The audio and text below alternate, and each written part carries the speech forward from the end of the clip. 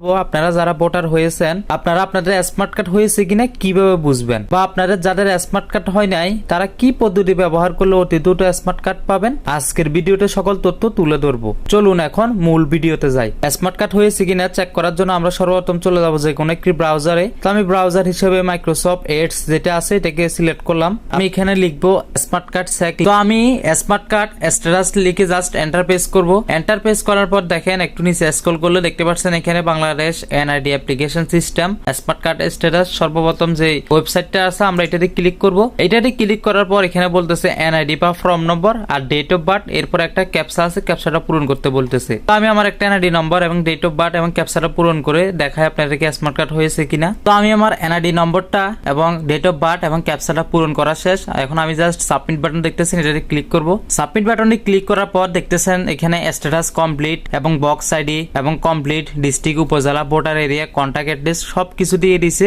অর্থাৎ আমার স্মার্ট কার্ডটা হয়ে গেছে। তো আপনারা এইভাবে খুব সহজে ঘরে বসে মাত্র 1 মিনিটে যে কোনো স্মার্ট কার্ড হয়েছে কিনা চেক করতে পারেন। এখন আমি দেখাবো আপনাদেরকে স্মার্ট কার্ড অনলাইনে না থাকলে কিভাবে বুঝবেন, বা অনলাইনে না থাকলে স্মার্ট কার্ড দ্রুত পাওয়ার জন্য কি কি পদ্ধতি ব্যবহার করবেন। স্মার্ট কার্ড অনলাইনে না থাকলে সেম পদ্ধতি আমি এখন যেটা দেখাচ্ছি, আপনাদেরকে কোনো একটি ব্রাউজারে যাবেন, এখান থেকে আপনারা স্মার্ট কার্ড স্ট্যাটাস লিখবেন, এরপর আপনারা আপনাদের NID number, date of birth এবং ক্যাপচাটা পূরণ করে দেখবেন আপনাদের স্মার্ট কার্ড আগের মতো এরকম স্ট্যাটাস কমপ্লিট দেখাচ্ছে কিনা। যদি না দেখায়, না দেখিয়ে এভাবে দেখায় smart card status is not available এরকম অপশন দেখায়, তাহলে বুঝতে হবে আপনাদেরকে আপনাদের স্মার্ট কার্ডটা এখনো হয় নাই, অর্থাৎ আপনার স্মার্ট কার্ডটা এখনো রেডি হয় নাই। এখন আসি আপনারা কি পদ্ধতি ব্যবহার করলে দ্রুত স্মার্ট কার্ড পাবেন। স্মার্ট কার্ড মূলত দ্রুত পাওয়ার কোনো উপায় নাই, এটা সরাসরি নির্ভর করে নির্বাচন কমিশন অফিসের লোকের উপর। কিন্তু আপনারা যারা ভোটার আইডি কার্ডের সংশোধনের জন্য আবেদন করেন তখন একটা সরকারি ফি পরিশোধ করতে, আপনারা যারা সংশোধনের জন্য আবেদন করছেন তারা জানেন সরকারি ফি